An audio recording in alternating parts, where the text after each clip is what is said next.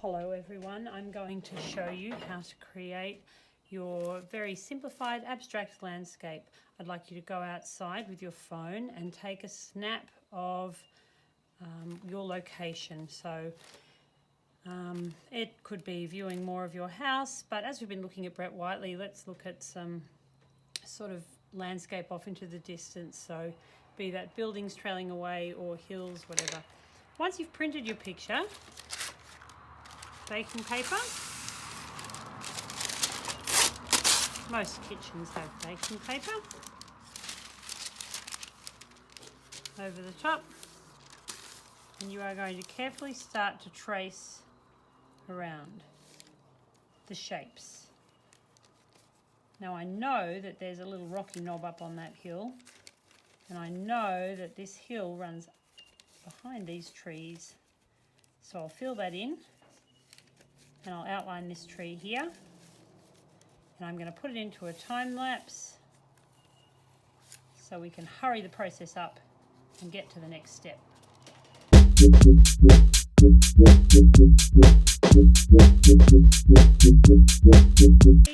I can take a few looks as I'm going along. I'm not going to add too much detail as long as I can see where things are. So for me, I wanted to show that there's a creek that goes through here.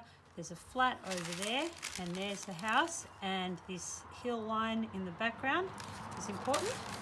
Now, if I were to straight away trace this image over like that, it would be back to front. So, turn it over. Make sure you've got some waste paper behind it. I'm going to use the back of the drawing and trace over the lines that you just did.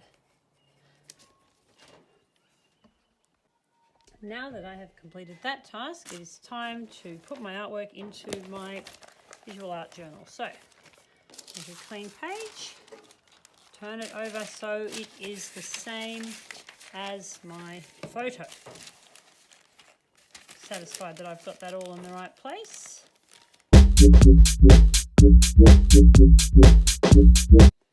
The colours that I've chosen and the colour scheme that I've chosen to do my landscape in is green. I can tell you it doesn't look all that green at the moment, but I like to imagine it as green. And I'm not going to do a monochrome because I want my sky to be blue. So the easy option is to do an analogous, because that way I can use the blue for the sky, I can use some greens and some yellows for my grasses.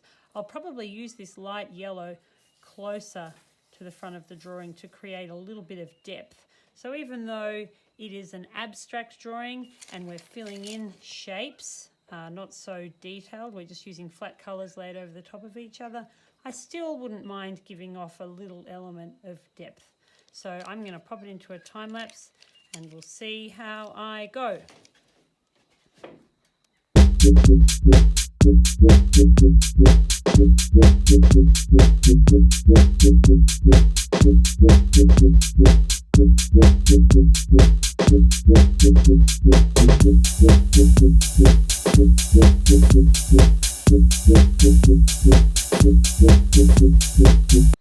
At this point, I'll stop and talk about this brush. If you happen to have a couple of watercolour pencils, you can use them freely over the top of your normal pencils.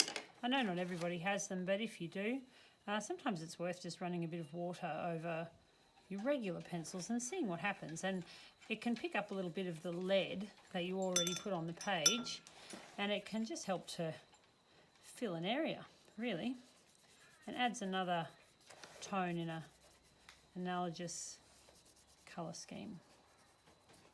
Let's keep going.